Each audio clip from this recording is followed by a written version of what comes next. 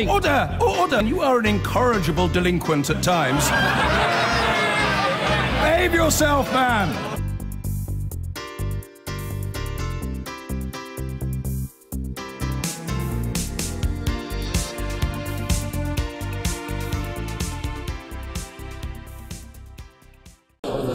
Order. Statement. The Prime Minister.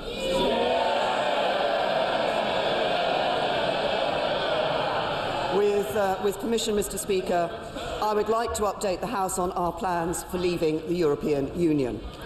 Today, the fifth round of negotiations begins in Brussels, and this government is getting on with the job of delivering the democratic will of the British people. As I set out in my speech in Florence, we want to take a creative and pragmatic approach to securing a new, deep and special partnership with the European Union, which spans both a new economic relationship and a new security relationship. So let me set out what each of these relationships could look like before turning to how we get there.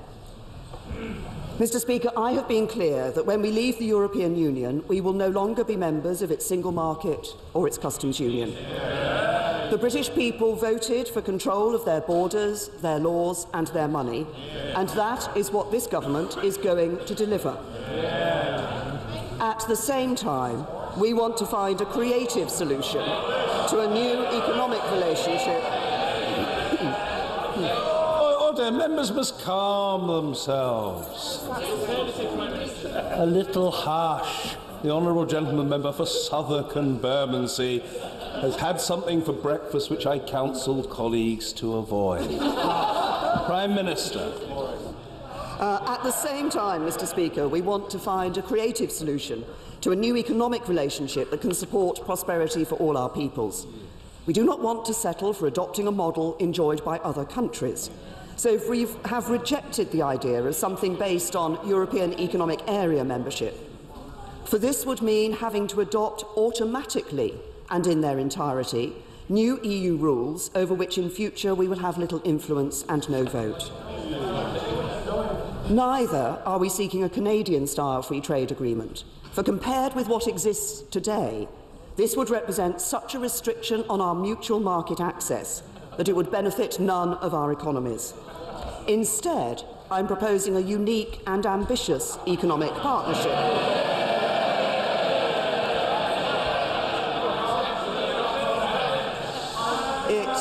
It will reflect our unprecedented position of starting with the same rules and regulations. We will maintain our unequivocal commitment to free trade and high standards, and we will need a framework to manage where we continue to align and when we choose to differ. There will be areas of policy and regulation which are outside the scope of our trade and economic relations where this should be straightforward. There will be areas which do affect our economic relations, where we and our European friends may have different goals, or where we share the same goals but want to achieve them through different means. And there will be areas where we want to achieve the same goals in the same ways because it makes sense for our economies. And because rights and obligations must be held in balance, the decisions we both take will have consequences for the UK's access to the EU market and EU access to our market. But this dynamic, creative and unique economic partnership will enable the UK and the EU to work side by side in bringing shared prosperity to our peoples. Let me turn now to the new security relationship. As I said when I visited our troops, when I visited our troops serving on the NATO mission in Estonia last month, the United Kingdom is unconditionally committed to maintaining Europe's security. And we will continue to offer aid and assistance to EU member states that are the victims of armed aggression, terrorism and natural or man-made disasters. So we are proposing a bold new strategic agreement that provides a comprehensive framework for future security, law enforcement and criminal justice cooperation, a treaty between the UK and the EU. We're also proposing a far-reaching partnership on how together we protect Europe from the threats we face in the world today. So this partnership will be unprecedented in its breadth and depth, taking in cooperation on diplomacy, defence and security and development. So let me turn to how we build a bridge from where we are now to the new relationship that we want to see. When we leave the European Union on the 29th of March 2019, neither the UK nor the EU and its member states will be in a position to implement smoothly many of the detailed arrangements that will underpin this new relationship we seek. Businesses will need time to adjust and governments will need to put new systems in place, and businesses want certainty about the position in the interim. That's why I suggested in my speech at Lancaster House there should be a period of implementation, and why I proposed such a period in my speech in Florence last month. During this strictly time-limited period, we will have left the EU and its institutions, but we are proposing that for this period, access to one another's market should continue on current terms, and Britain also should continue to take part in existing security measures. The framework for this period, which can be agreed under Article 50, would be the existing structure of EU rules and regulations. Now, I know that some people may have some concerns about this, but there are two reasons why it makes sense. First, we want our departure from the EU to be as smooth as possible. It wouldn't make sense to make people and businesses plan for two sets of changes in the relationship between the UK and the EU. Second, we should concentrate on negotiating time and capital on what really matters, the future long-term relationship we will have with the EU after this temporary period ends.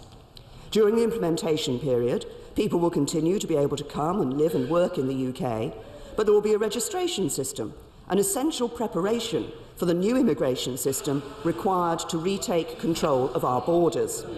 And our intention is that new arrivals will be subject to new rules for EU citizens on long-term settlement.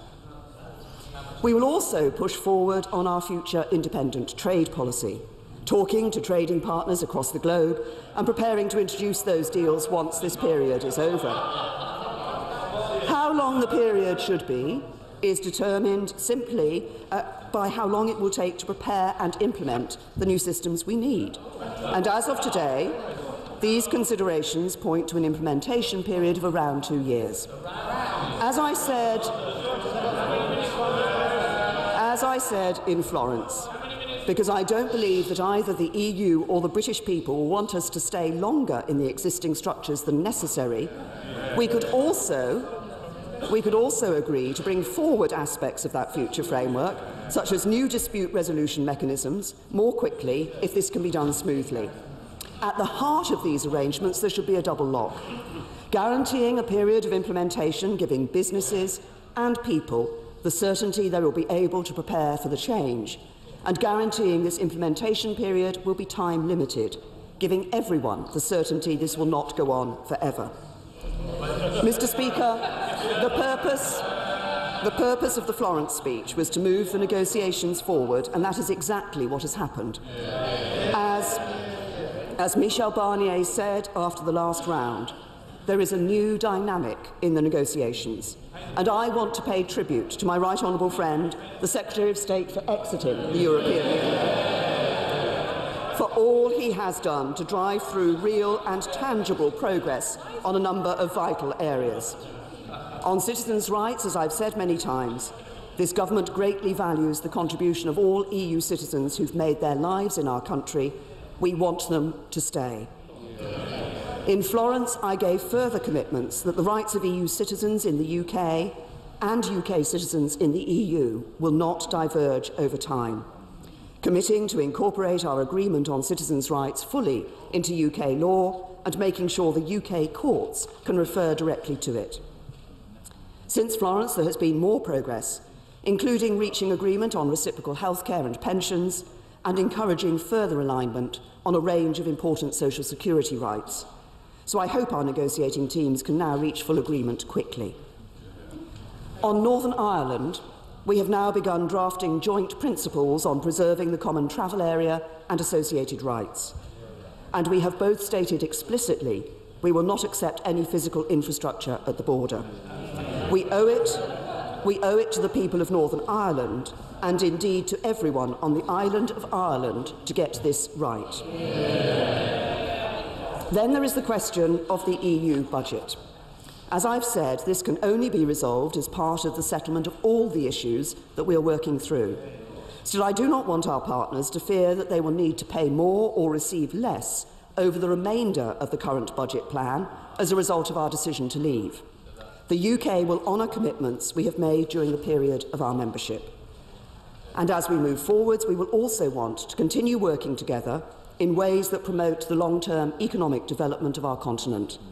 This includes continuing to take part in those specific policies and programmes which are greatly to our joint advantage, such as those that promote science, education and culture, and those that promote our mutual security.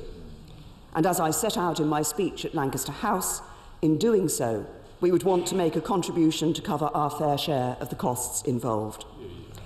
Mr. Speaker, I continued discussions on many of these issues when I met with European leaders in Tallinn at the end of last month.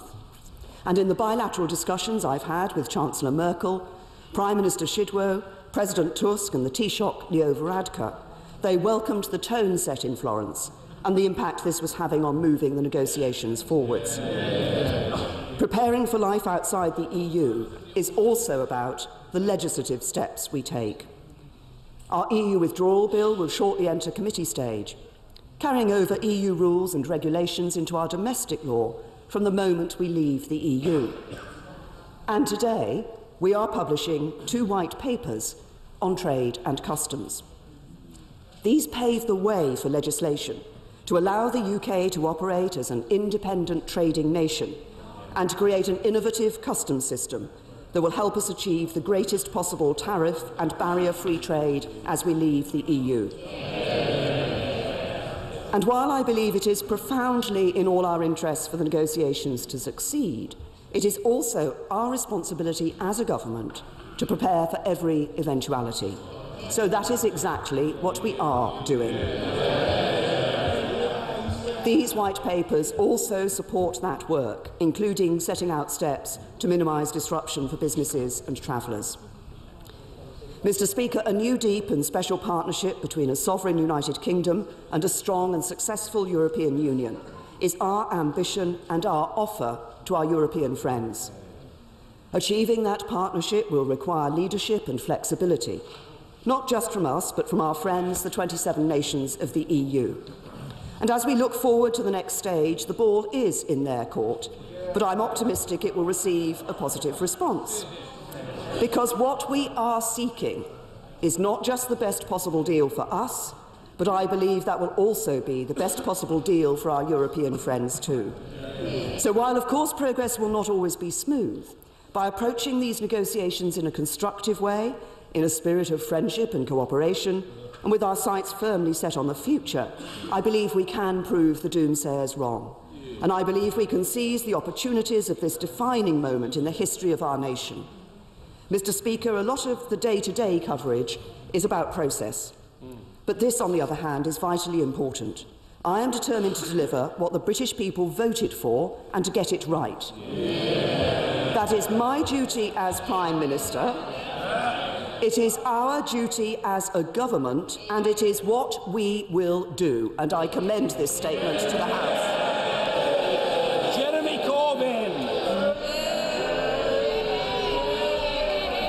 Thank you, Mr. Speaker, and I would like to thank the Prime Minister for the advanced copy of the statement.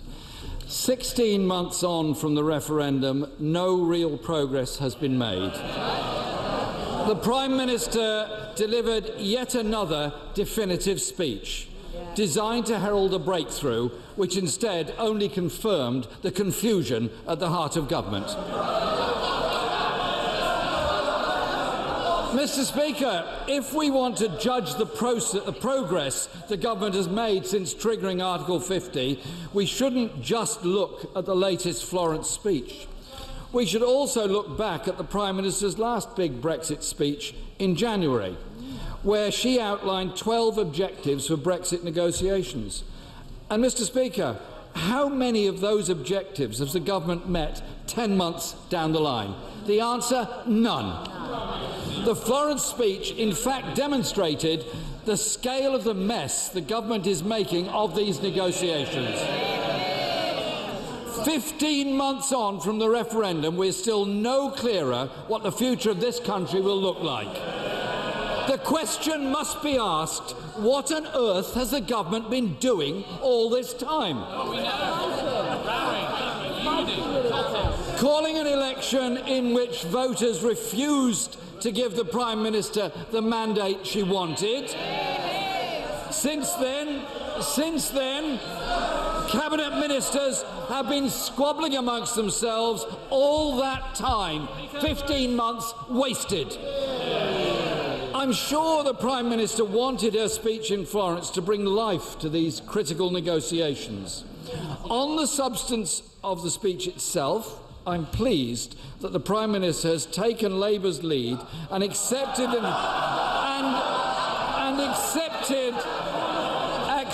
the need for transition as we leave the EU.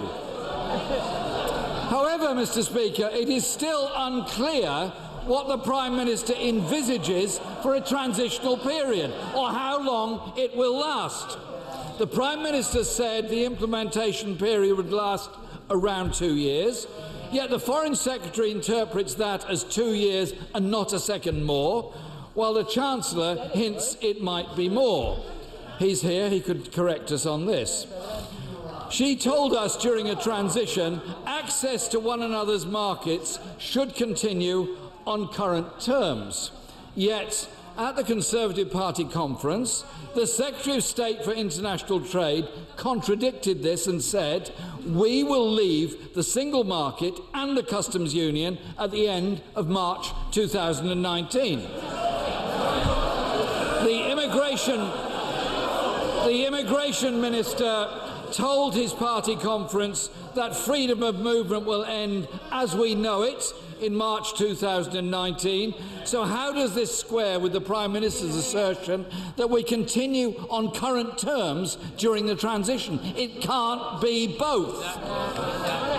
Can the Prime Minister clear up the confusion and tell the House exactly what her implementation period means in terms of the single market, customs union and freedom of movement? Mr. Speaker, on the financial settlement with the EU, the Prime Minister has offered to commit funds to ensure no EU member state has to pay more into the EU budget until the end of the current framework. We welcome this as a sensible offer. However, can the Prime Minister confirm whether the UK will be willing to pay money to the EU post-transition to access programmes which benefit this country? It's an important issue for many parts of Britain. On the issue of citizens' rights, the Prime Minister says this is an area where progress has been made with the EU. I'm sure that many colleagues in this House will testify to the level of concern and indeed desperation of many of our constituents who come to our surgeries across the country in fear that families and friendships will soon be ripped apart. So, Mr. Speaker, no, it's not scaremongering, Mr. Speaker. This is a serious issue. This is a serious issue that affects many people in this country, day in, day out, who are frankly frightened of the future. So, Mr. Speaker, I call on the Prime Minister again today, listen to the TUC and the CBI and unilaterally guarantee the rights of EU nationals living in the UK. Given, Mr. Speaker, that this House voted in July 2016 to unilaterally guarantee the rights of EU citizens, can the Prime Minister finally reflect the will of the House and give people and businesses the assurances they need? On Northern Ireland, we welcome the drafting of joint principles, but 15 months on from the referendum, we should be beyond platitudes and negotiating the practicalities. Yeah. Mr. Speaker, the speech in Florence was supposed to put momentum into the Brexit negotiations. It is staggering. It is staggering, Mr. Speaker, that after There was a lot of noise when the Prime Minister began her statement, and I indicated that people should calm down, and the same applies now. The Right Honourable Gentleman will be heard. He will be heard with courtesy, and he will be heard in full. Jeremy Corbyn. It is staggering that after 8 months since triggering Article 50, the government has made so little progress. The Secretary of State for International Trade said a deal with the EU should be the easiest in human history. That's what he said. Now the reality for this Tory government is beginning to bite. But if things do not improve, the reality may soon begin to bite for the jobs and living standards of the people of this country. These negotiations are the most important in Britain's recent history, vital to our future and vital to our economy. Just at the moment when Britain needs a strong negotiating team, we have a cabinet at each other's throats. Half of the Conservative Party want the Foreign Secretary sacked.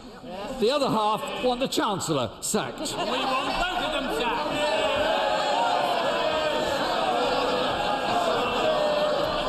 Mr. Speaker. Mr. Speaker.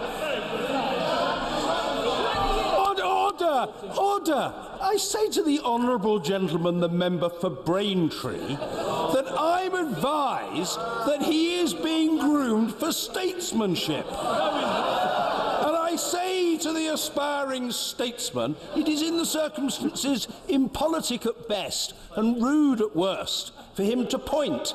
I am trying to help the Honourable Gentleman. Jeremy Corbyn.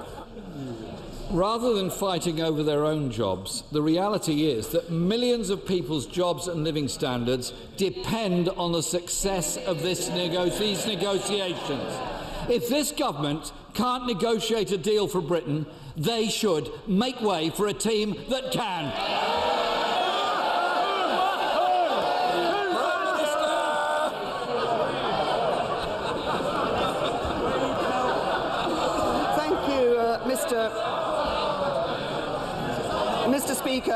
Mr. Speaker, the Right Honourable Gentleman talks about what has happened over the last 15 months. Well, I'll tell him what has happened. This government has triggered Article 50 and is negotiating the leaving of the European Union. And we are negotiating the practical details that need to be in place to ensure that we first of all get the best possible deal for the UK, and that secondly, that we get a deal where the withdrawal is as smooth and orderly as possible. Now, he talks about a number of these issues. He says that the Florence speech was due to give momentum to the talks. Indeed, it has given momentum to the talks. But I happily say to the Right Honourable Gentleman, the last thing we need in these talks is his momentum.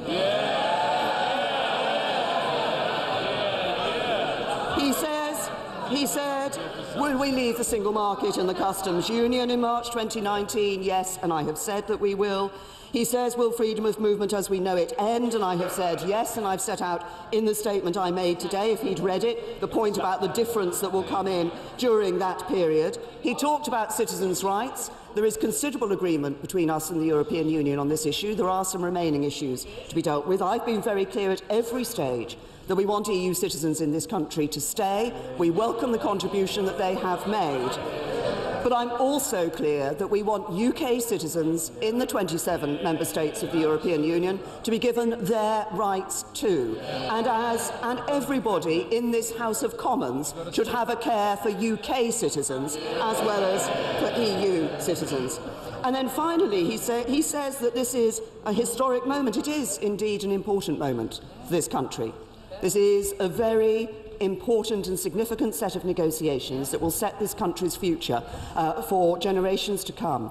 I'm optimistic and ambitious about what we can achieve for our country. He said we need to negotiate carefully. Yes, we do. That's why the Article 50 letter reflected the principles I'd set out in the Lancaster House speech, and the Florence speech updates that and reflects again the principles of the Lancaster House speech. What a contrast with a Labour Party which said that they would respect the result of the referendum, then voted against the withdrawal bill. They They said they wanted to leave the single market. Now they say they might stay in the single market. They said that staying in the customs union was deeply unattractive. Now they want to stay in the customs union forever. And they used to be against a second referendum, but now they've refused to rule it out. With such a confused position on Brexit, no wonder they say there'll be a run on the pound if Labour get into power. Mr. Kenneth Clark.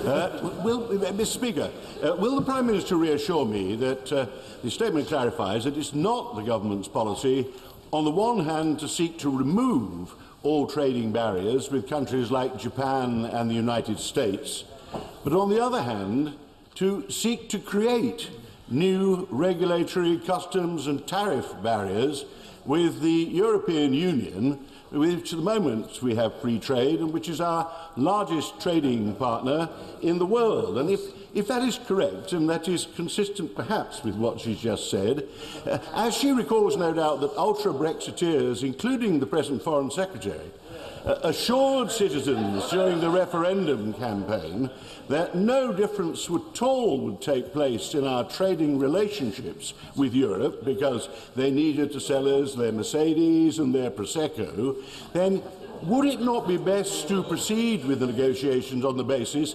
that our ideal solution would be to stay in the single market and the customs union, and she can then seek to negotiate changes to those conditions presently attached to that, which are the things to which she refers when she tries to explain where she is at the moment. Well, my right honourable and learned friend has always been consistent on this particular issue of membership of the European Union.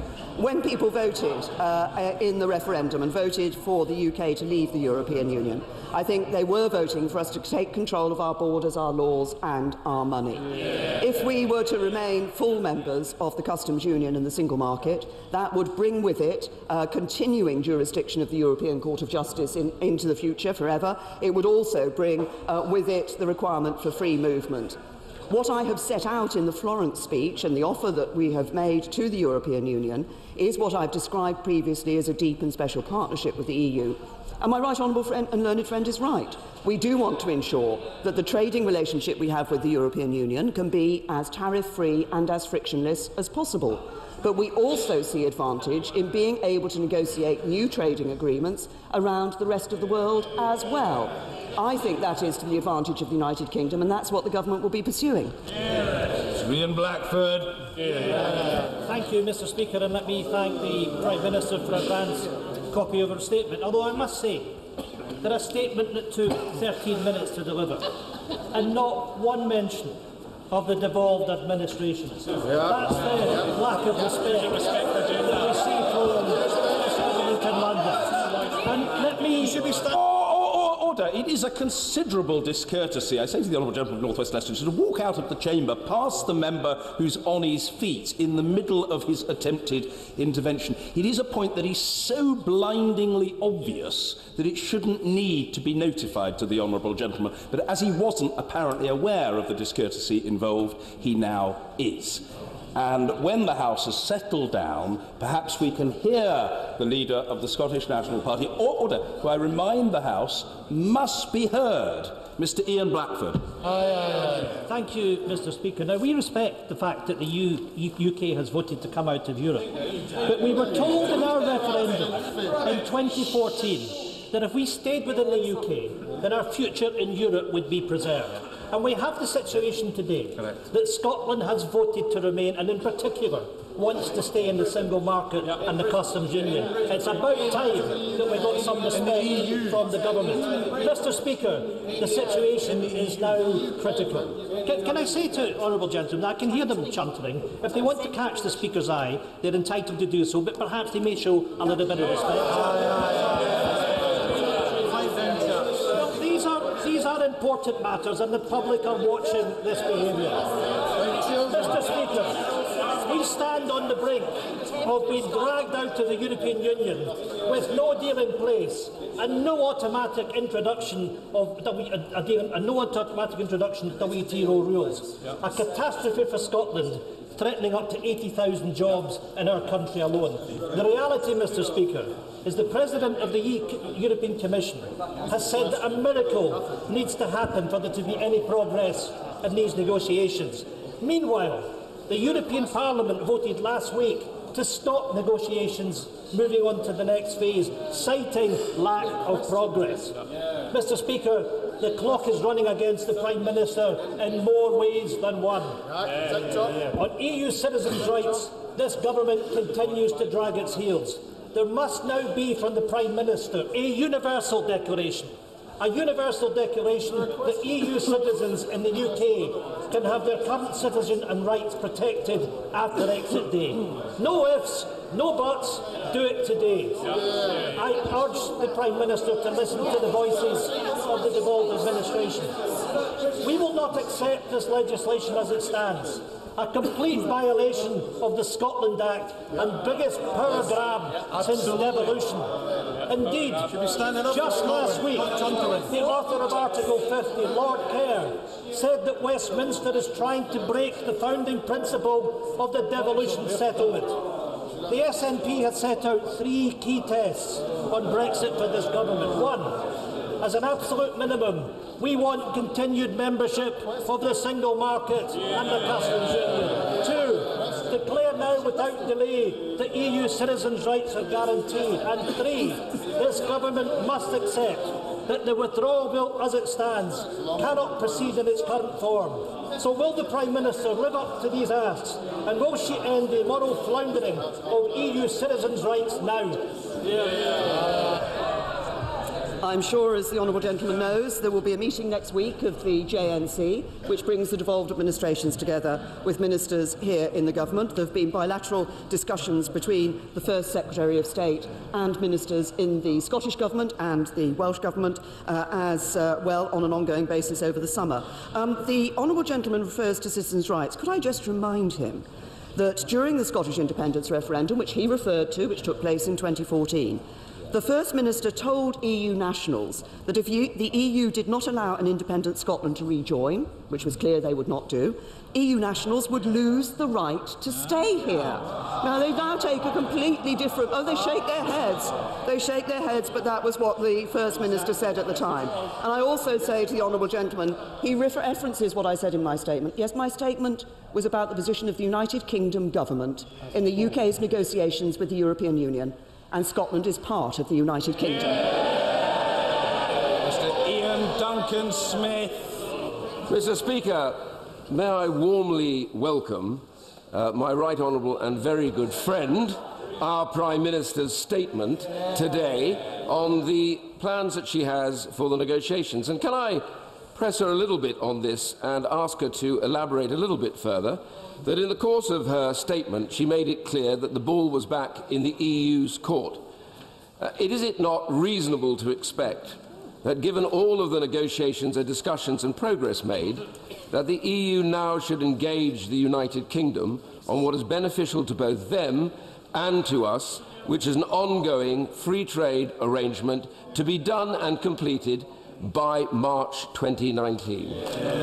Well, I thank my right honourable friend, and he's absolutely right. And what we see is an increasing interest in actually moving on to talking about that issue, which, as he says, will be absolutely not just in our interest, but in the interests of the European Union. That's what's right for both of us. We want it negotiated by March 2019, so we can take the UK will come out of the European Union, and we know what that new partnership and trade agreement will be. Ed Miliband.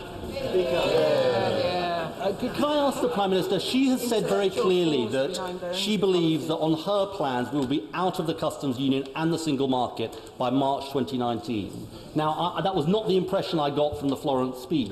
Could she therefore explain how the arrangements that she is seeking for the transition differ from being members of the single market and the customs union for the period of the transition? I have to say to the right honourable gentleman, as we leave the European Union in March 2019, we will leave the full membership of the customs union and full membership of the single market. What we then want is a period of time when practical changes can be made as we move towards the end state, the trade agreement that we will have agreed with the European Union. We have to negotiate for that implementation period what the arrangements would be. I expect we have suggested that that should be a new agreement, an agreement that we should be able to operate on the same basis and on the same rules and regulations. Sir William Cash. Thank you, Mr. Speaker. My right honourable friend's Florence speech stressed the fundamental principles of UK democracy and accountability in this House, upon which all else depends. The opposition voted against the Withdrawal and Repeal Bill and the repeal of the European Communities Act 1972. Does she agree that our voters have every right to hear a public explanation from the opposition, Remainers and Reversers as to why, despite the referendum vote, they still subscribe under the EU's undemocratic system of lawmaking to a closed-door Council of Ministers where decisions are taken behind closed doors, largely in secrecy, which contrasts so vividly with what goes on in this House with bills, with amendments and with speeches and with votes recorded. Well, I say to my honourable friend, he's absolutely right to point the finger at the opposition on this particular issue. They claim they're going to support the result of the referendum, yet they vote against the very bill that will put that into place. Not only do they do that, but in voting against the EU withdrawal bill, they have voted against bringing environmental regulations into UK law and bringing workers' rights into UK law. The Labour Party voting against bringing workers' rights into UK law. It's this government that's supporting them. The Hillary Men. Thank you very much, Mr. Speaker. 4 days ago, the Deputy Governor of the Bank of England said that the UK financial services industry needs a transitional deal by Christmas, or else it will begin implementing its contingency plans that the Chancellor is well aware of to shift jobs and activities across the Channel. Telling the House, as the Prime Minister did today, that the ball is now in the EU's court doesn't exactly give those businesses the comfort and certainty that they require. So could the Prime Minister tell the House what her plan now is to break the negotiating logjam and achieve that deal in time for it to do its job for a sector of the economy that employs over 1 million people? I say to the right honourable gentleman that what the Florence speech did was set out some details on an implementation period and how we think that that could operate. We now wait for the European Union to respond to that detail that we have set out. I recognise the concerns that business have for an implementation period, but I finally would say to the right honourable gentleman that this whole process is not helped by the vast majority of Labour MEPs voting against moving on to the next phase of talks.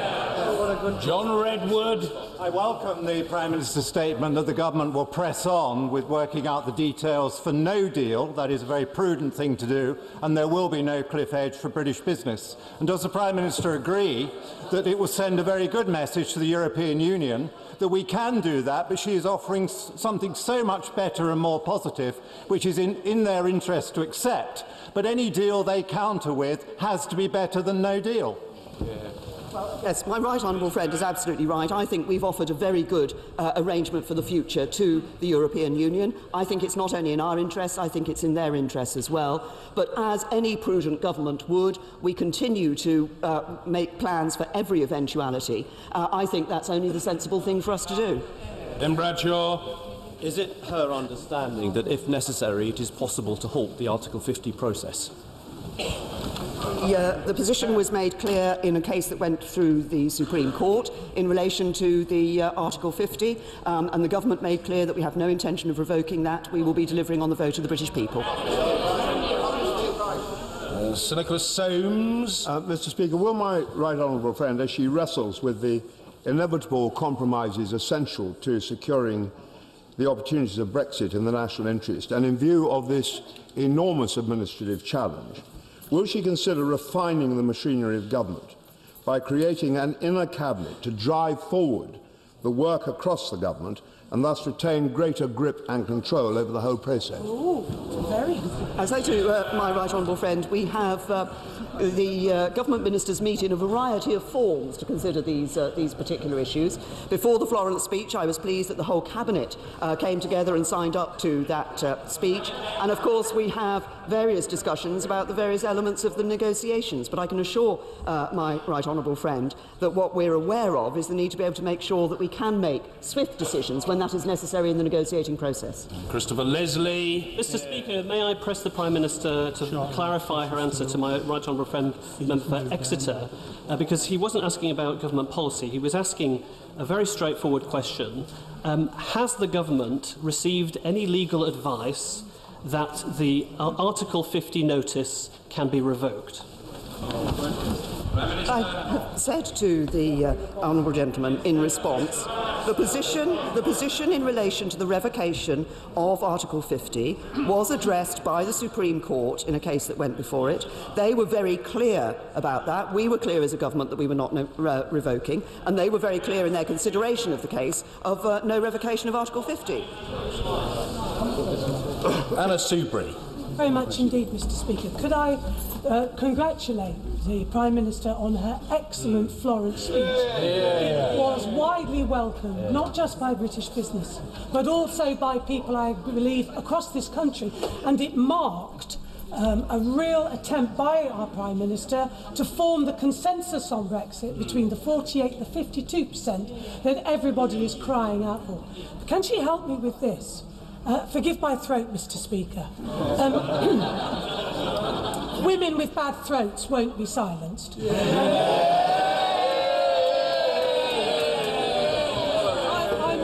may have not heard this properly or understood. But was the Prime Minister saying that at the end of by March 2019, if we haven't got a deal as to the final Brexit arrangements, then we will jump off the cliff and there will be no deal? Or is she saying that we will go into a period of transition and during that time those vital negotiations can continue?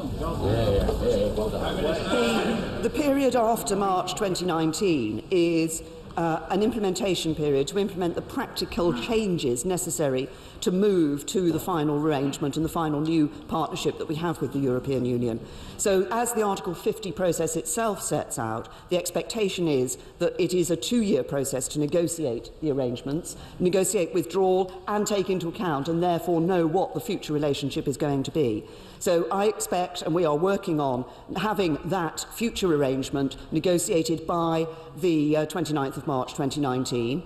But as I say, because the chances are, that may very well, the details of that may very well come quite late in the process, it won't have been possible for anybody, governments or businesses or individuals, to have made the practical steps necessary to move to that position. And so to get as smooth as possible a withdrawal so that there isn't a cliff edge, we have that period of implementation. And then that moves us to the final arrangement that has been negotiated for by March 2019. Pat McFadden. Mr. Speaker, further to the question asked by my honourable friend, the member for Nottingham East, which with respect to the Prime Minister was not about the Gina Miller case, but was about government legal advice.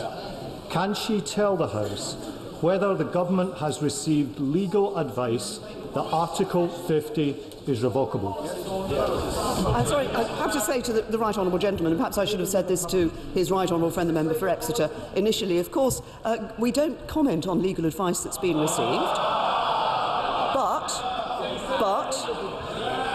but the position was very clear in that case that the right honourable gentleman has referred to. The Supreme Court were very clear that they operated on the basis that Article 50 would not be revoked. Mr. Owen Patterson. Our most encouraging statement. Recently in Washington, I found very widespread enthusiasm amongst our American friends at the prospect of signing a free trade deal. The House is in a very excitable state. I've always enjoyed listening to the Honourable Member for North Shropshire, and I've been doing so for 20 years. I want to continue to do so. Let's hear the Right Honourable Gentleman. He can normally be heard, but the braying and banter was so loud I couldn't hear the fella. Let's hear him. Owen Patterson. Mr. Speaker, for your benefit, I found widespread enthusiasm right across the American political firmament for the prospect of signing a free trade deal with the United Kingdom. Our American friends will welcome her statement yet again that we will leave the customs union, as that's a prerequisite for signing a deal. Could she give them her best estimate as when, after March 2019, we could actually sign a deal with third countries of a friendly nature like the United States of America? Can I echo the comments that my right honourable friend has made? That's exactly what we found in our dealings with the American government, and we have a working group working with the American government on issues relating to trade matters. The issue of the implementation period and the exact arrangements that are there during that implementation period will of course be part of the negotiations and a matter for those negotiations, but we're clear that during that implementation period it should be possible for us to continue to negotiate trade agreements, but of course we wouldn't enter into anything which was contrary to the agreement that we had come to with the European Union. Mr. Chukaramuna.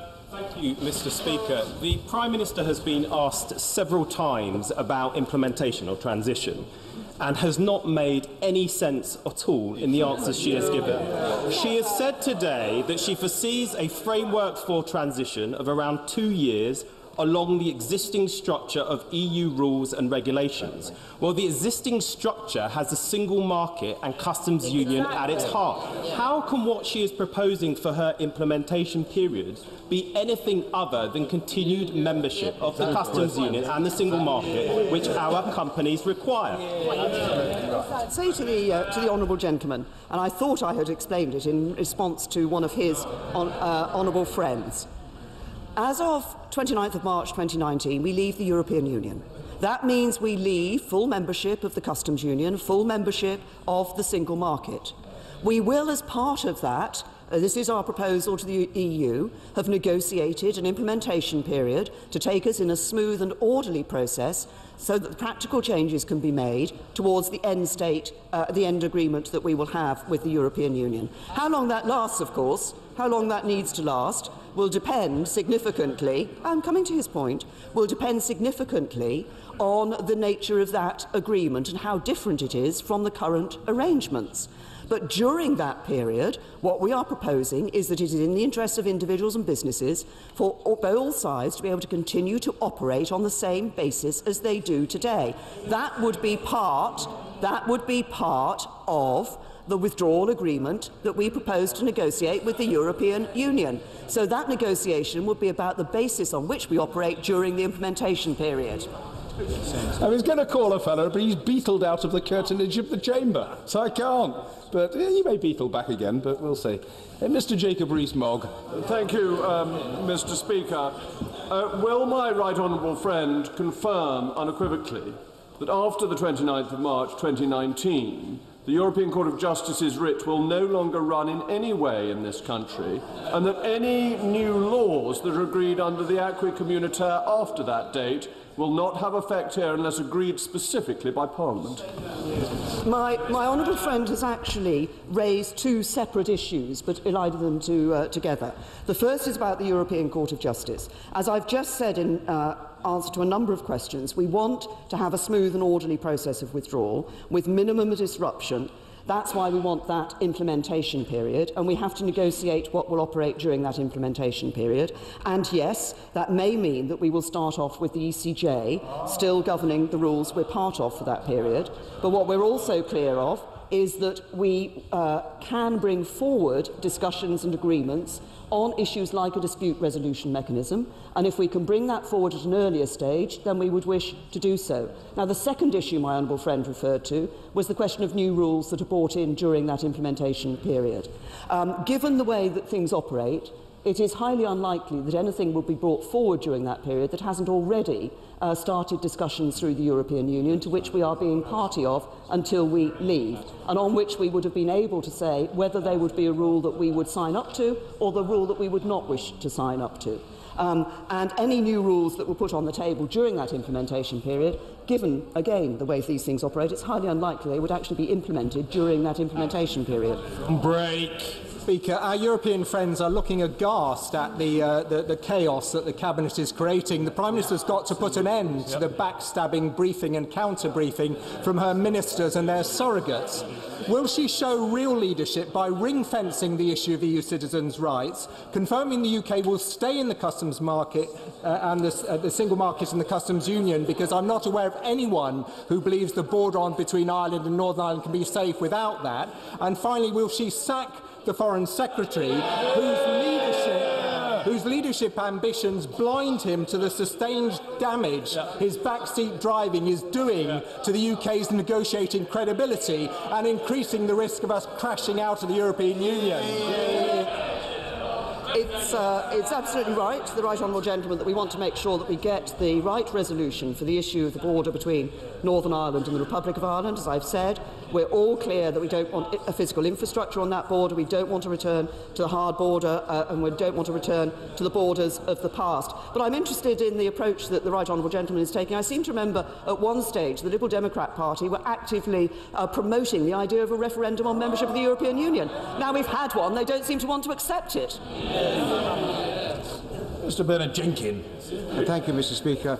Can my right honourable friend simply point out to people who are complaining that these negotiations are going too slowly that after the referendum on the 23rd of June last year, the European refused to negotiate until we had triggered Article 50. But even then, when we had triggered Article 50, they refused to discuss the long-term relationship that they want to have with the United Kingdom. And even after her emollient and conciliatory Florence speech, they are still refusing to discuss the long-term relationship between the EU and the UK. When does she call time? Oh, shame. Well, can I say to my honourable friend that of course he is right, that it was clear at an early stage that we had to trigger Article 50 before the negotiations started. We waited to do that until we'd done considerable work in government to prepare us for triggering Article 50, which we did, and I think the extent of that work has now been shown in the negotiations and the position papers that we have been publishing over the summer. And on the last point my honourable friend has made, I would simply say this, and I've said it before, that of course there are sometimes public pronouncements made in relation to these negotiations, but we are in a negotiation, and very often what we discuss behind the scenes and what we're able to discuss in private is discussed in a more positive and constructive way than some of the public pronouncements would suggest. Alison McGovern. Thank you, Mr. Speaker. The Prime Minister's statement today has been confusing. Can I get to the heart of that confusion? Because she says she wants the benefits of exactly the same terms of trade with the EU as we have now, for which we need regulatory equivalence. She also says we want the benefits of not being bound by EU rules in perpetuity, for which we need regulatory divergence. And it's a simple matter of logic that equivalence is the opposite of divergence. The Prime Minister is proposing that we want a thing and the opposite of that thing. How will she resolve this obvious contradiction? When you enter into a trade agreement with another country, both sides agree the set of rules and regulations that will pertain to that trade agreement. But they also agree how many disputes about that will be resolved and what will happen if either side chooses to change, to diverge those, from those the rules and regulations in those trade agreements. That is the position that we will be doing with the European Union, negotiating a trade agreement, but we already operate on the same basis of the same rules and regulations. The EU Withdrawal Bill brings the EU acquis into UK law, so the key question is how we manage divergence on either side after that. That will be part of the negotiations. It's the same as you do in any trade agreement. Mr. Christopher Chu. Does my right honourable friend believe that the European Union genuinely wants a dynamic and creative future trade relationship with the United Kingdom in accordance with her vision? And if so, where is the evidence for it? Well, can I just say to my honourable friend that, yes, I believe, first of all, that sort of relationship is in the interests of the member states of the remaining 27 member states of the European Union. And I also believe that as they are coming to look at this issue, which is one that I think they haven't focused on previously, but Florence has now triggered their thinking on this issue, they will see the benefits that such a relationship will bring, not just to us, but to them as well. Thank you, Mr. Speaker.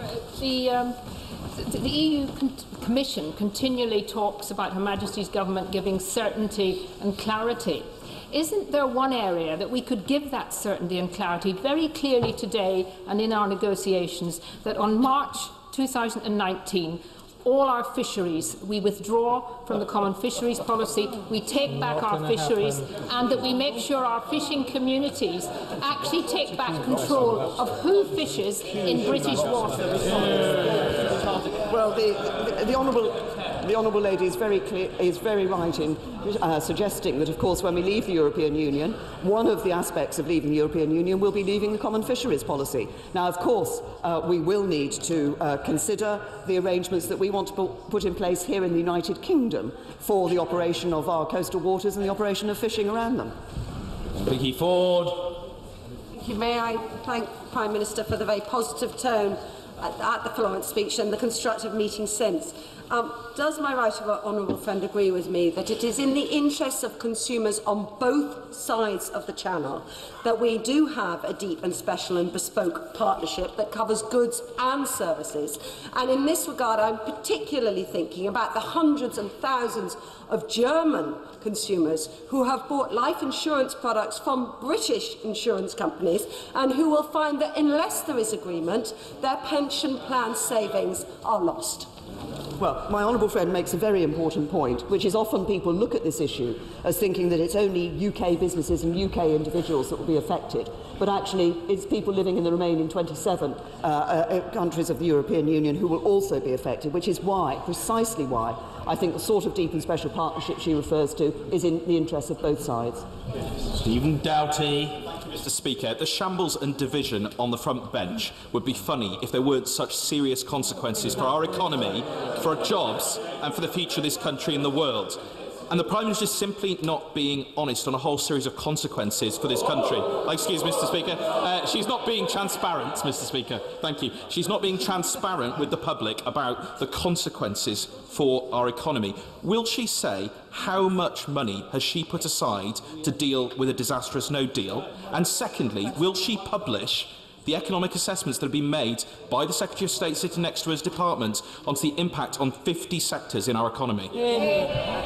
Shall I say to the honourable gentleman, he talks about the position of the government. The position of the government is very clear. It's been set out in the Florence speech. It's an offer to the European Union, and we await discussions with them on that particular issue. I've also been clear, as I was from Lancaster House onwards, that where it is possible for us to give information and to update on the negotiations, we will do so. But we will do nothing which will undermine our position in the negotiations.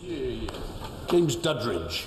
Mr. Speaker, given Germany and France export more to us than we export to them, what discussions has she had with her French and German counterparts, getting them to pressurise the EU institutions to get a good deal for France and Germany, which means negotiating faster, more effectively, getting shared understanding of what we can both gain from this deal?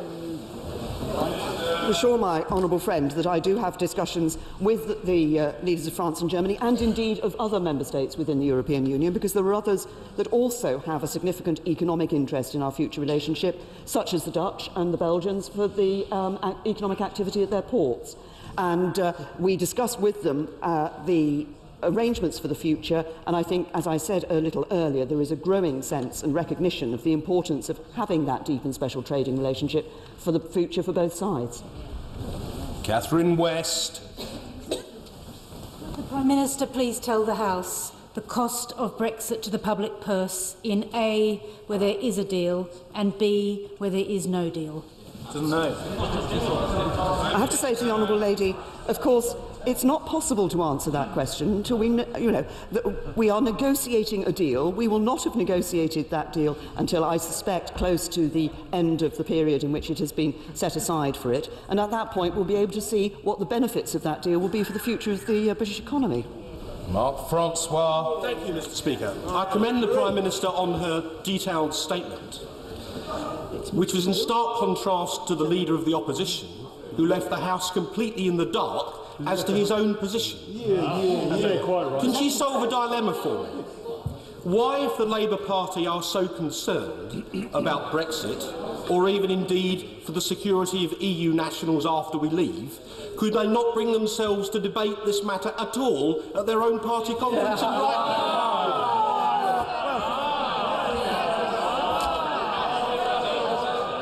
I have to say, I think my honourable friend has made a very good point. At the Labour Party conference, they actually refused to have a full debate on the issue they now say matters of such consequence to them. But then that's typical. They take one position on a Tuesday and the next position on a Wednesday. Chris Bryant. We did debate the European Union and Brexit at our conference, actually. But let me ask a different matter. Because of our membership of the European Union, there are some 200,000 Britons living in Catalonia. And there's roughly the same number of Catalan Spaniards living in the UK. Now, I don't think anybody in this House supports the police brutality that we've seen in Spain, but the French government has been absolutely clear that if Catalonia tries to declare itself independent unilaterally, it will not recognise Catalonia. Will the Prime Minister today make that same guarantee for Britain? I'd say to the honourable gentleman, none of us want to see the sort of violence and scenes that we saw on the streets of Catalonia. I want to see, and I'm sure all honourable members do, want to see this situation being resolved peacefully. But we are very clear as a government that the Spanish government has the right to uphold the Spanish constitution, and also that all parties should be operating under the rule of law. Mr. Philip Davis. Speaker, I very much support the Prime Minister in the final destination that she set out again today. But I have to say that the speech in Florence seemed like a reward for the EU's intransigence. Can she confirm that we buy around £70 billion more goods and services from the EU than they buy from us each year, and that when we leave the EU, we will be their single biggest export market? So given that, can she confirm that there will be no more rewards for the EU's intransigence?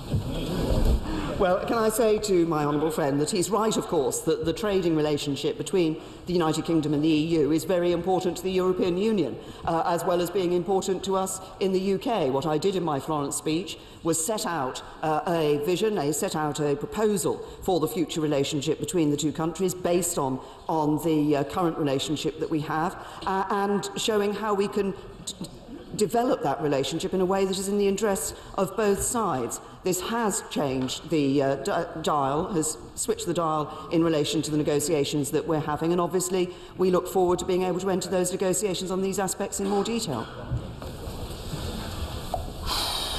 Seema Malhotra.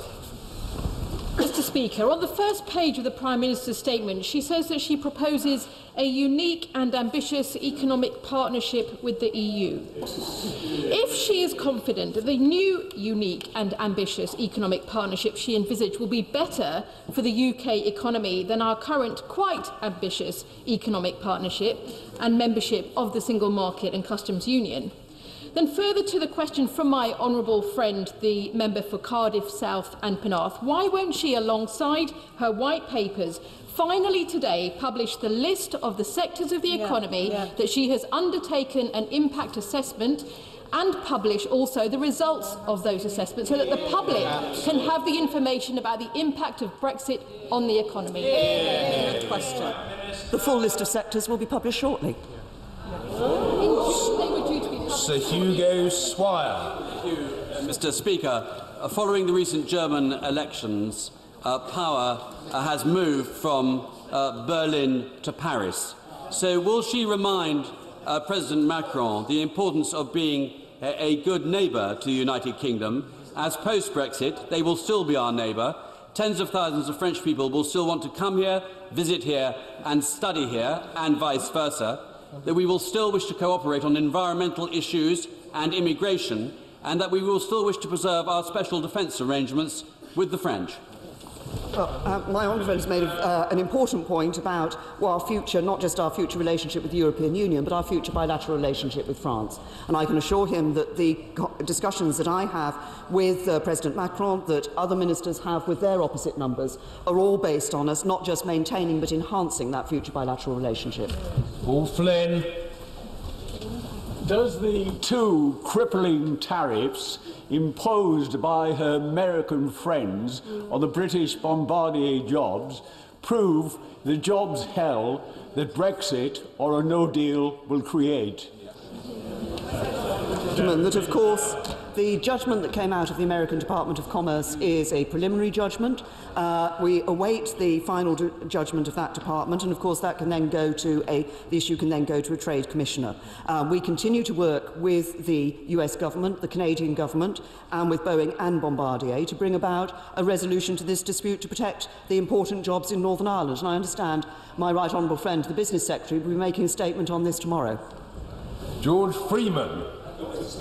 After the funfair of the conference season, can I welcome the Prime Minister back in her place as leader of this party, this government and this country to the serious business of government, and congratulate her on the steely determination she showed last week, including setting out a rather inspiring commitment to see this through on behalf of the next generation. Could I ask the Prime Minister, when she heard the Leader of the Opposition refer to Labour's policy of the transition phase, did she, like me, think that that must be the one that the Prime Minister announced in her Lancaster House speech? The only transition I see is a transition from a once great Labour Party to a party of Venezuelan socialism. Well, I think my honourable friend has it absolutely spot on both counts. And indeed, in my Lancaster House speech, I said, I want us to have reached an agreement about our future partnership by the time the 2-year Article 50 process has concluded. From that point onwards, we believe a phased process of implementation to enable us to prepare for the new arrangements will be in our mutual self-interest. So indeed, we thought of the implementation period quite a long time ago. Anne Clwyd. Thank you, Mr. Speaker. Given that I've asked the Prime Minister 3 times in this chamber the same question, given the importance of the European Parliament in the negotiations, last time I asked her, when will she address the plenary of the European Parliament? When will she do it? I thank the Honourable Lady, and she has, and I have spoken to the President of the European Parliament about my going over there and speaking with either the plenary or indeed the Council of Presidents of the European Parliament, and I believe our offices are negotiating on a date at the moment. Ah, yes, Mr. James Cleverly. Thank you, Mr. Speaker. I'm sure members on both sides of the House can confirm that listening to senior Danish politicians is a very good idea. And would my right honourable friend recommend the other leaders of EU 27 countries listen to the wise counsel of the Danish Foreign Minister, who suggests that they stop playing games and move now on to negotiating our future trade arrangements? Thank you. I thank my honourable friend, and of course that reaffirms the point that I was making earlier, that there are many in the European Union who do believe the time is now right to move on to that discussion of trade negotiation. Mr. Stephen Kinnock. A perfect segue, Mr. Speaker. Thank you, Mr. Speaker. I won't do it in Danish, not today. The Prime Minister's commitment to a transition deal was a welcome reality check in this whole process. But the European Parliament resolution of the 3rd of October states that a transition period can only happen on the basis of the existing EU regulatory, budgetary, supervisory, judiciary and enforcement instruments. Does the Prime Minister agree with the terms of that resolution? That is the view of the European Parliament and the resolution that they took. I've put out in my statement and indeed in my Florence speech that we expect that the implementation period will be based on the current rules and regulations, but of course this is part of the negotiation. Sir Desmond Swain. Sir, in order to negotiate an outcome consistent with the ambition that she set out, isn't it absolutely essential that we invest in preparations against the possibility of no agreement at all? Yes, I can absolutely agree with my honourable friend on that, and that's precisely why that's exactly what the government is doing. Speaker, I'm sure the Prime Minister knows that the Supreme Court did not opine on the question as to whether or not Article 50 was revocable, because the question in front of them was about our involvement. So why, when asked about this by my right honourable friend for Exeter, about what advice she's had recently, has she relied on the Supreme Court? The point that I made in relation to the Supreme Court is that the Court proceeded on the basis that Article 50 would not be revoked, and I gave the answer to one other of her honourable friends about what government does or does not say about legal advice. Mr. Crispin Blunt. Thank you, Mr. Speaker. Can I congratulate the Prime Minister for the tone she has set in the run-up to the decision of the October Council? But can I also thank her for the reply she's just given to my right honourable friend for New Forest West, making clear that the government has followed the recommendations of the Foreign Affairs Select Committee in its March report about the need to prepare no deal? And will she confirm that individuals and businesses are also going to need to be in a position to make their own contingency plans, and if these negotiations are postponed for at least 2 months on the final settlement in October, does she accept that the government is then going to have to surface its no-deal preparations so that businesses and individuals can share in making the necessary preparations? Because this is going to rely also on a vote of the European Parliament, and we saw what happened last week with the Labour MEPs supporting a position absolutely against the interests of the United Kingdom. Can I say to my honourable friend that, first of all, obviously, I still expect that we will be able to negotiate a good deal, and that's what we are working for. And it is, of course, important that we take businesses along with us, and we discuss and hear from businesses their reaction to the various issues that are being raised in the negotiations. Indeed, I and a number of other Cabinet Ministers were present at the Business Advisory Council that we held in number 10 Downing Street today. But my honourable friend's question seemed to be based on the premise that if we hadn't got a formal notification of sufficient progress in October, then it meant we weren't likely to get a deal. I don't believe that that is the case. I believe, as has been indicated by other honourable friends, that actually we are seeing more of a movement on the European Union side to recognise the importance of discussing the trade negotiations and to be considering the necessity of an implementation period. Lady Herman. Thank you very much indeed, Mr. Speaker.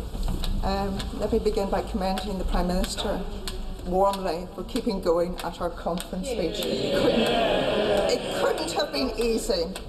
The Prime Minister will be well aware, and I'm sure other members of the House will be well aware, that the Good Friday Agreement of 1998 was voted on by thousands and thousands of people in Northern Ireland and the Republic of Ireland, and had a majority in both Northern Ireland and the Republic of Ireland. I'm very pleased today that the Prime Minister has said that we owe it to the people of Northern Ireland and to the people of the Republic of Ireland to get it right, to get Brexit right.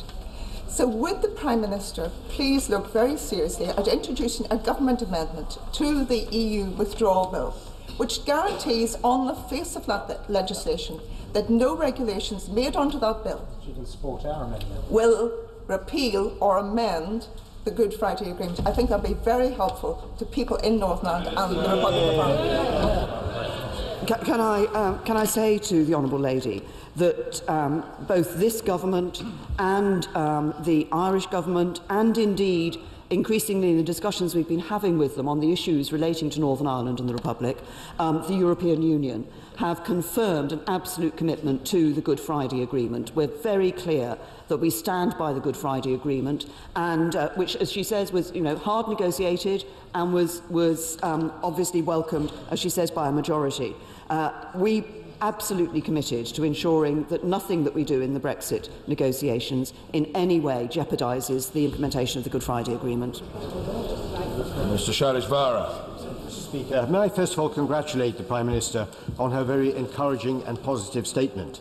Would she agree with me that it would be helpful if British businesses with interests in other European Union countries were to use their influence with the political leadership in those countries to impress upon them the need to have an agreement in everyone's interest? In particular, would she agree that they need to emphasise that the economic impact for not having an agreement by March 2019 will not only be affecting Britain, but hugely to the other EU countries as well?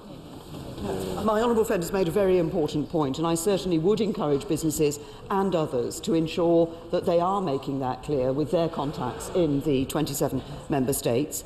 Indeed, I believe that is already happening, and I certainly meet people from across the European Union who make exactly this point, that it is in their economic interests to ensure that we get a good deal negotiated by March 2019. Chris Ruane. Over the past 17 years, Wales has received £9,000 million in grants from Europe. During the Brexit debates and the referendum, Tory ministers said that Wales would not lose out as a result of Brexit.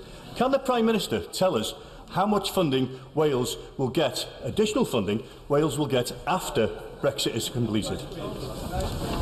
Yes, nice bid, as the exiting the EU Secretary of State says. Can I say to the honourable gentleman, well, the honourable gentleman changed from not losing out to additional money in his question. Can I say we've been very clear? We've been very clear in relation to a number of elements where people currently receive funding that is related to the European Union, such as in the Common Agricultural Policy and structural funds, that we will meet any agreements that are entered into before we leave the European Union on the structural funds issue in relation to those, as long as they meet UK priorities and indeed our value for money.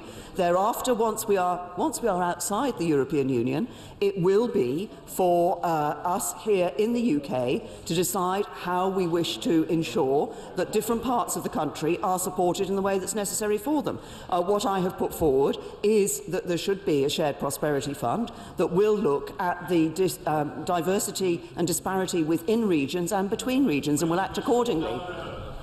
Bone. Thank you, Mr. Speaker. Last week I met with a leading UK industrialist, and we discussed about Brexit.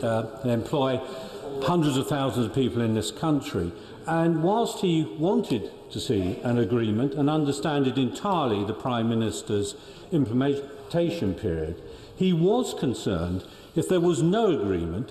It's no good saying that on the 29th of March. He needs to know what Brexit without a deal would look like now, so he can plan for that eventuality. And he asked, could the Prime Minister publish those plans prior to Christmas? Can I say to my honourable friend, I recognise the concerns that people have to ensure that they know what the situation is going to be in the future. The government is preparing, is working on what steps will be necessary for whatever the eventuality, whether we do negotiate a deal or whether we don't negotiate a deal. And in doing that, we are holding discussions with business. Howell Williams. Speaker, thanks, Prime Minister, for prior citable statements. We've heard a great deal from her about the non-border that she envisages between the north of Ireland and the Republic, but I don't think a word about the border between Wales and the Republic of Ireland, though the North Wales route through Holyhead is second only, I think, to Dover in terms of the volume of traffic. Can she tell the House what she's doing to ensure that North Wales doesn't grind to a halt after Brexit? Can I say to the honourable gentleman that I'm very clear that as we look for a solution for the border between Northern Ireland and the Republic of Ireland, we don't want to set up a new border between the island of Ireland and the mainland of the United Kingdom. Obviously, the relationship, what happens at the border that he's referenced, will depend on the future partnership that we agree with the European Union. We've put some proposals forward for customs arrangements that could pertain. When we get into the negotiation of that phase, we'll be able to look at those issues in detail. Michelle Donnellan. Thank you, Mr. Speaker. Will the Prime Minister confirm that we will rule out a second referendum, unlike the party opposite, who seem to be rather confused as to whether we should be speeding up the process or actually reversing it? My honourable friend makes a very, very important point. I'm very clear there will be no second referendum. The British people were given their opportunity to choose. They chose to come out of the European Union, and that's what this government will deliver. Honourable friend, that it is the modus operandi of the European Union to bully on occasion, to negatively brief the media on occasion, and also to bide for time right up until the wire. So can I tell my right honourable friend not to be naive, not that she would be, and listen to the ridiculous comments from the party opposite who've never negotiated their way out of a paper bag, let alone with the European Union. I have to say to my honourable friend, my honourable friend is absolutely right. We know the things that can be done in negotiations to appear to make life difficult. What matters is that this government has its vision very clearly set on the end state and the arrangement that we wish to negotiate, and we are firmly committed to that negotiation. And I can think of no better person than my right honourable friend, the Secretary of State for exiting the European Union, to deal with the sort of methods that my honourable friend has set out. Mr. David Linden. Thank you very much, Mr. Speaker. Isn't the major issue here the fact that the government's Brexit agenda is being driven by the Foreign Secretary on the pages of the Daily Telegraph? That's whilst he's not moonlighting as Bernard Manning. Therefore, can I ask the Prime Minister, will she listen to the Scottish Government and not sacrifice 80,000 jobs by leaving the single market purely on the altar of internal party politics? I know I've explained this on a number of occasions, but I will do so again. The British people voted to leave the European Union. Leaving the European Union means not being a full member of the single market and a full member of the customs union. What we have set out is a proposal for a deep and special economic partnership with the European Union, which continues to enable us, both sides, to trade with each other in a way which protects jobs and brings increasing prosperity to the United Kingdom and to the European Union. And if I will say again, as I've said in the past, if the honourable gentleman wants to ensure that jobs in Scotland are protected, he needs to make sure that Scotland remains part of the United Kingdom. Mr. Andrew Rosindell. Mr. Speaker, the very last thing my constituents would want is to revoke Article 50. The British people voted for it, and they expect the Prime Minister to deliver, and have every confidence that she will. But will she reassure the people of Gibraltar that no agreement will be made unless they are fully included in that agreement, and that Spain has no veto over their future? We're very clear on that, and we have been continuing to hold talks with the Gibraltar government to make sure that they are fully aware of the negotiations as those negotiations go along, as indeed we have with others. We're very clear about the position of Gibraltar, and my honourable friend makes a very important point about the Labour Party and the opposition in this House today. They claim that they want to respect the vote of the referendum, that here they are trying to suggest that we should be revoking Article 50. That's the exact opposite of what the British people wanted. Jack Dromey. Mr. Speaker, if I can say to the honourable member for Lichfield, as a lifelong negotiator who stood up for workers all my life against the actions of his government, the jewel in the crown of British manufacturing is the automotive sector. A world-class success story that has transformed the lives of hundreds of thousands of workers, and over half our cars are sold into the European Union. Can the Prime Minister provide more detail on the period of implementation, because the industry is facing mounting problems? In particular, given the importance of regulatory alignment to the sector and the integrated nature of European supply chains.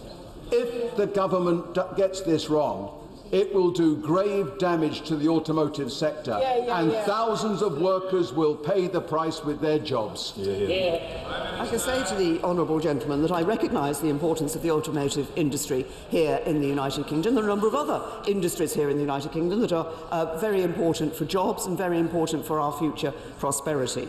We have set out the framework for the implementation period. I've been clear, as I was in the Florence speech, in relation to the rules and regulations during that implementation period. But of course it has to be negotiated with the European Union, and that's exactly what we want to start to do. Order. I'm keen to accommodate remaining colleagues. However, although we've been blessed with commendably succinct replies by the Prime Minister, some questions have equalled, in terms of their length, the eloquence with which they've been expressed. So there's a premium on brevity. Mr. Oliver Dowden. Thank you, Mr. Speaker. Businesses in my constituency are concerned about the outcomes, particularly of frictionless movements of goods across Europe and mutual recognition of standards, rather than membership of particular institutions. Will the Prime Minister reassure me that during the second phase of negotiations, those outcomes will be the government's priority? Yes, I can give my honourable friend that assurance. That's exactly why we have set out that we want to negotiate a new agreement, a new partnership with the European Union, and it will be the interests of businesses across the United Kingdom that will be part of what is driving us towards that new arrangement. Paul Girvan. Thank you, Mr. Speaker. Thank you, Prime Minister, in the statement to the House today. I listened with interest to your speech where you stated you were a proud unionist and strong on the union. I take heart from that. I want to give comfort to the people of Northern Ireland in relation to not having a soft border or a hard border down the middle of the Irish Sea, where the people of Ulster feel that they are being set on the sideline. I would like that assurance. Thank you, Prime Minister. I'm very happy to give that assurance that we don't want to see a border down the Irish Sea either. We want to maintain the integrity of the internal market of the United Kingdom. Mr. Richard Graham. The Speaker, former New Zealand High Commissioner Lockwood Smith has said that there are few advantages to the UK in leaving the EU without bringing back ambitious responsibility for our own trading arrangements across the world. So does my right honourable friend agree with me that while we're all agreed across this House on the importance of a short-term period of transition, we shouldn't lose sight of the longer-term goal of pursuing our own trade deals? My honourable friend is absolutely right. I believe there are real opportunities for the UK in negotiating those other trade agreements around the world, and while we will have that implementation period, we will be negotiating and ensuring that we can put into place trade agreements that will be of benefit to this country and benefit to jobs in this country. Dr. Rupa Haq. Mr. Speaker, the writing is not on the wall for this government, as some say. It's just slowly sliding off. So why was it that the Prime Minister chose to deliver this statement from Florence when Ealing Town Hall would have had her? Yes. And what was the cost of flying the entire cabinet there in pounds, euros or carbon footprint? Any will do. I'm asked why I give a speech about our future relationship with Europe on mainland Europe. I don't think that there needs to be any answer to that. Mr. Marcus Fish. Thank you, Mr. Speaker. Can my right honourable friend confirm whether her concept of an implementation phase is one which would only be enacted if firm plans and a schedule for implementation of permanent new arrangements between the EU and UK have already been agreed? Yes, and it's very simple. Implementation is a practical period for practical changes to be put in place. You can't know what those practical changes are until you know what the end state is you're driving towards. So I see it very much as having agreed what that end state and that future relationship is. That period of implementation is purely to put the practicalities in place. Tan Singh Desi. Thank you, Mr. Speaker. Within these important plans for leaving the EU, could the Prime Minister please confirm whether safeguards have been put in place to ensure that the promised £350 million will be made available for our NHS? One of the reasons why people voted to leave the EU is, as I said earlier, to take control of our money, so we won't be sending huge sums of money every year in perpetuity to the European Union. And of course, when we have left the European Union, we'll be able to decide how any funds that are available are deployed as a matter of decision by this government. Mr. Robert Neal. Thank you, Mr. Speaker. Can I congratulate the Prime Minister both upon her statement and the Florence speech and its tone of pragmatism? Does she agree with me that throughout this time and the implementation period, it will be right and proper to place our commercial interests front and centre in these matters, regardless of any arcane or theoretical considerations, and that patience and pragmatism is not only important in the interest of this country, but actually is most consistent with the spirit of our party too? I think my honourable friend is absolutely right in the emphasis that he puts on patience and pragmatism. I think that's exactly the spirit in which we're entering these negotiations. He's right that we have to consider fairly and squarely the commercial interests. We also have to ensure that the deal that we bring forward at the end of the day is a deal that is clearly in the United Kingdom's national interest. Ambos, Charalambos. In her statement, the Prime Minister referred to a post-Brexit United Kingdom as being an independent trading nation. Can she explain how this will apply to just-in-time manufacturing in the United Kingdom? Well, I have to say, the independent trading nation is a nation that is able to determine its own trading policy and is able to enter into trade agreements around the rest of the world. Of course, what he's talking about is something that depends on having frictionless borders, and as I've said, we want to negotiate with the European Union as frictionless a border as possible. Mr. Kevin Hollingreich. Mr. Speaker, it's good to hear the Prime Minister's optimism in terms of the chances of striking a trade deal, but also that we're preparing for no deal. In order to give business as much time as possible to adjust, would she consider drawing a line in the sand with a date attached to it by which if we haven't made sufficient progress, we will finally and simply walk away from the negotiating table? I have to say to my honourable friend that I think one of the points about negotiation is that it's important that we keep our hand free as possible in those negotiations. We do want to ensure that we, as we take business with us, and I said there are a number of ways in which we're discussing the future arrangements with business.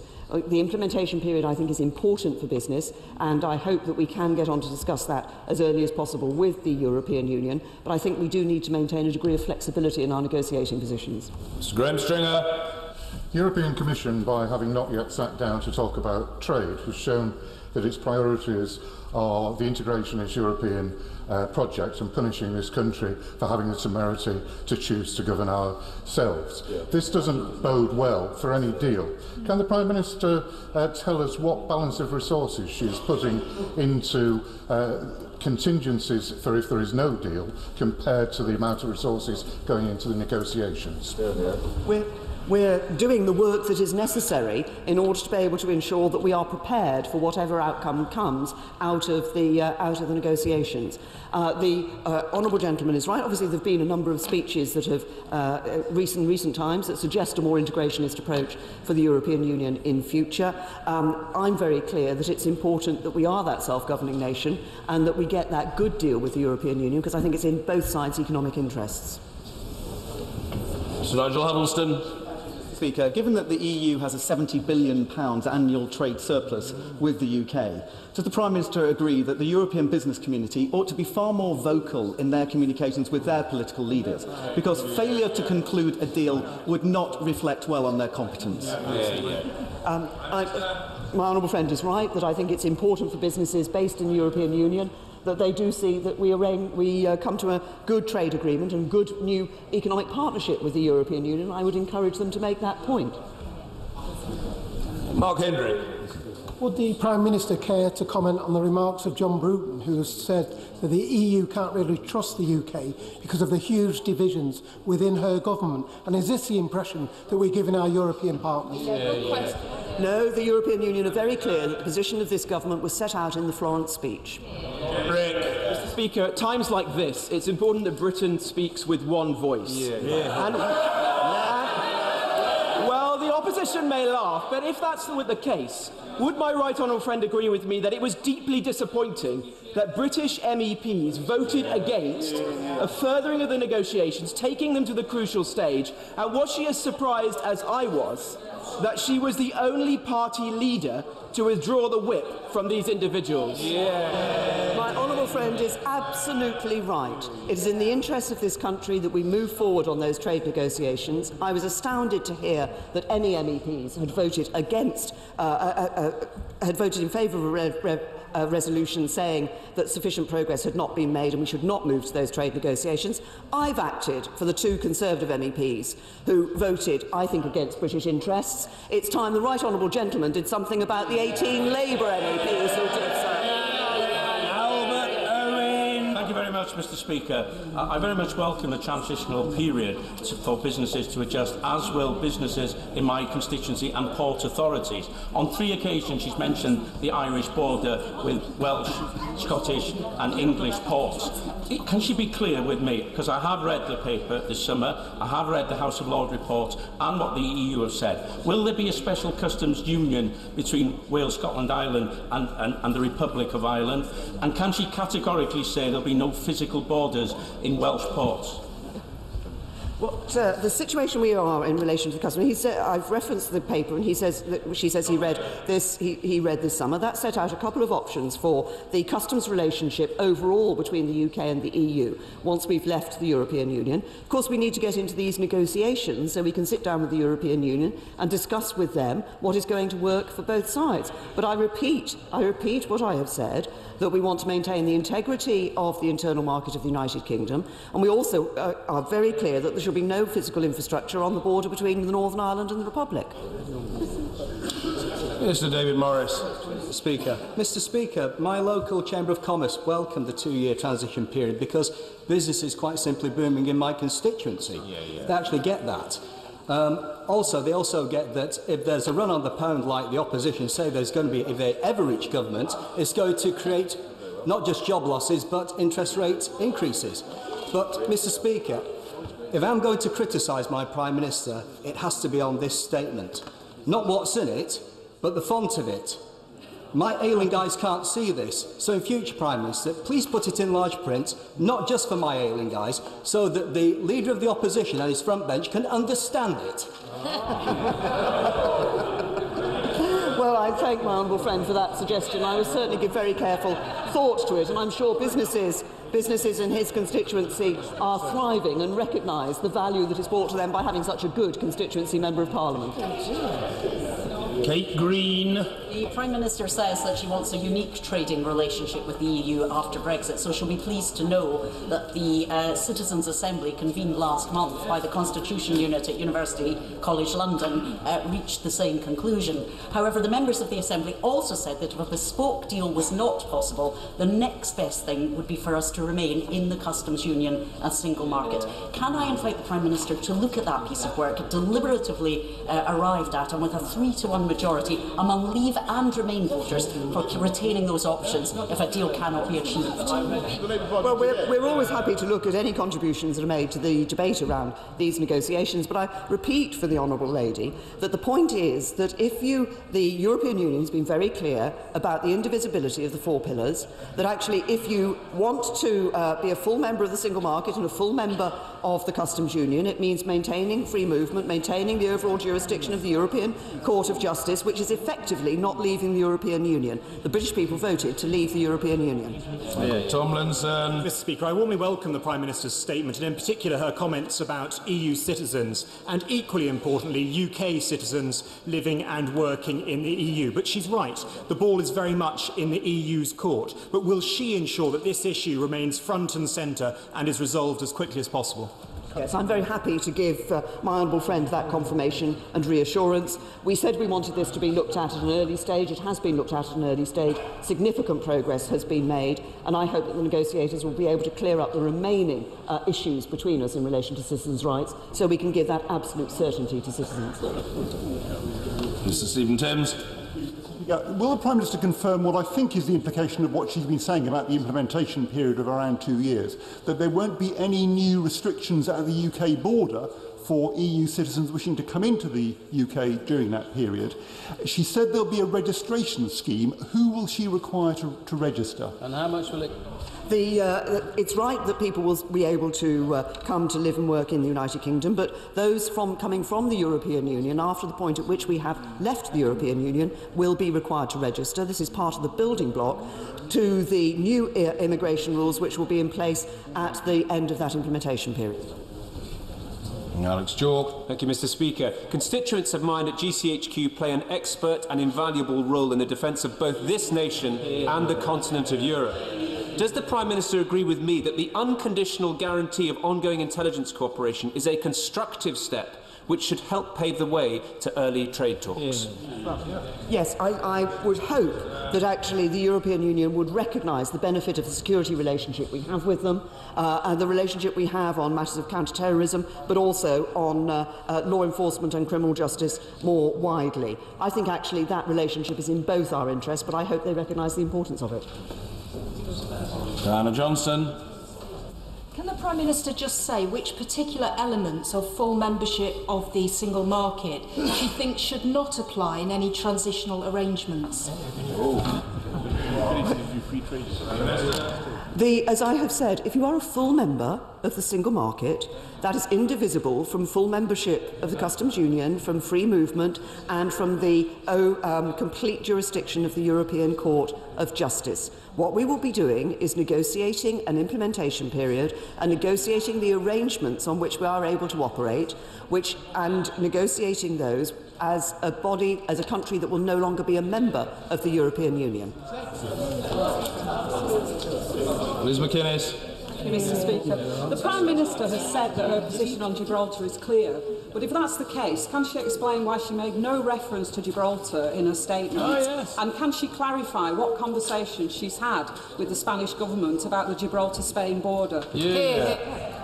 We're very clear that the issue of borders and relationships is one that we wish to discuss as part of the overall relationship for the future between the United Kingdom and the European Union. But as I said earlier, we have been continuing to discuss with the Government of Gibraltar their particular concerns and interests to ensure that we're able to provide a deal which works for Gibraltar as well as the United Kingdom. Paul Sweeney. Thank you, Mr. Speaker. Would the Prime Minister not agree with me that in the haste to seize control of laws, borders and money, no consideration has been given to what end that is best achieved within the British state itself? And would it not be most satisfactory to convene a constitutional convention that would properly consider how the distribution of legislative and regulatory governance across the UK is achieved through each component part of the United Kingdom, including England itself? Well, I have to say to the Honourable Gentleman, we're doing a very simple thing. We are putting into place the wishes of the British people as expressed in a referendum, and we are negotiating towards that future deal. But I suggest he talks to his right honourable friend, the leader of his party. The leader of his party was complaining that we're being slow in this, and he says we're being too hasty. Rachel Maskell. Thank you, Mr. Speaker. The Prime Minister seems to have failed to notice that the vote in the European Parliament was 557 votes to 92, a clear rejection of the government's chaotic strategy, confusing for everyone, most of all deeply damaging for business confidence and future investments. So when will we hear exactly when those transition arrangements will be in place, because businesses need to know now? I have, as I said in my implied in my statement, as I've said in answers to questions, we have put forward a proposal for the implementation period, but this is a negotiation.